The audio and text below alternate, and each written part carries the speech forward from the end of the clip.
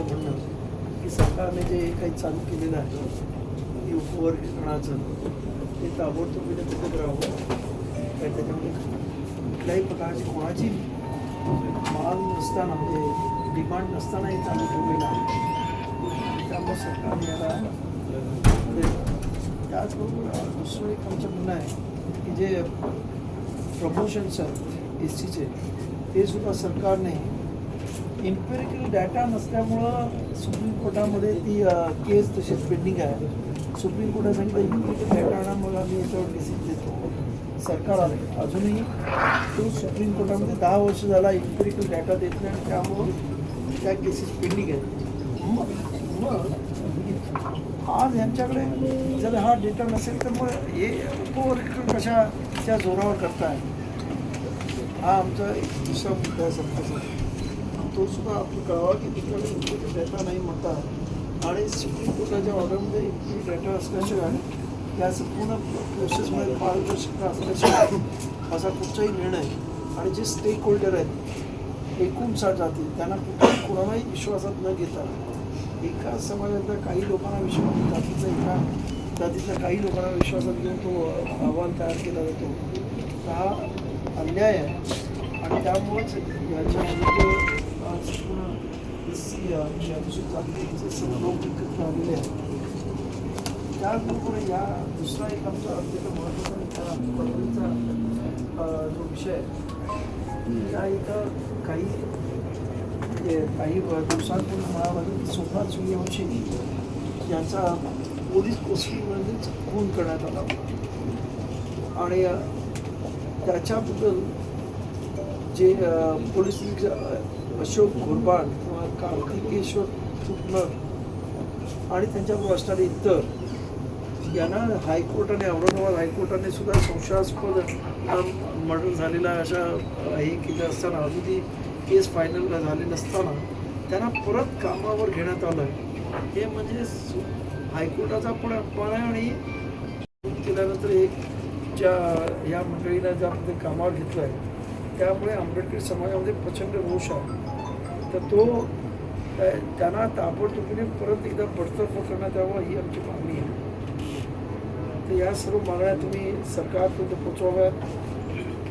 तर नीट आणि इतर सर्व विषय तर इतर लोक हँडल करतात ते बोलत नाही.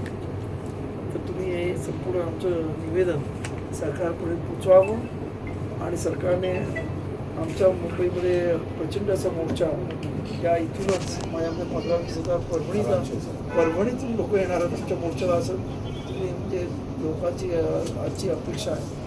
म्हणजे तो किती मुंबईमध्ये मोठा मोर्चा होईल ते सरकारला सांगा की हा मोर्चा निघू नये अशी जर आपली इच्छा असेल तर ताबडतोब हे जे उपवर्गीकरण अबकरण करण्याचं चालू आहे त्या थांबवावं.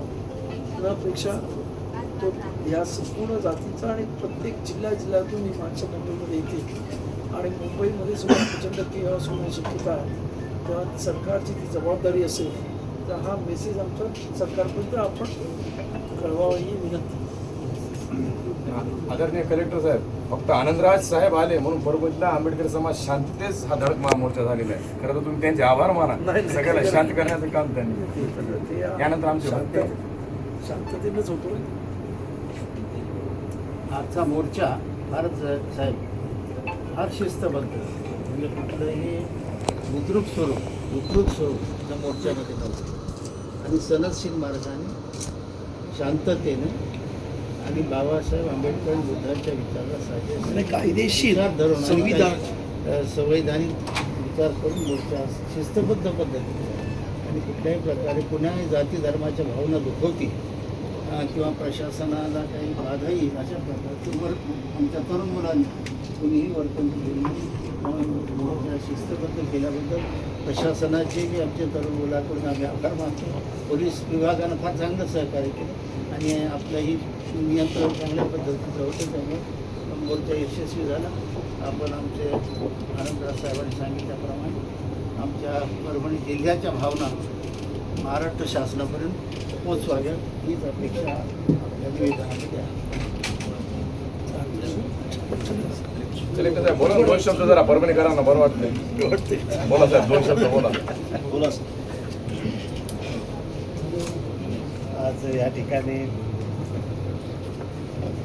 सन्माननीय भरते, त्याचप्रमाणे सन्माननीय आनंदराव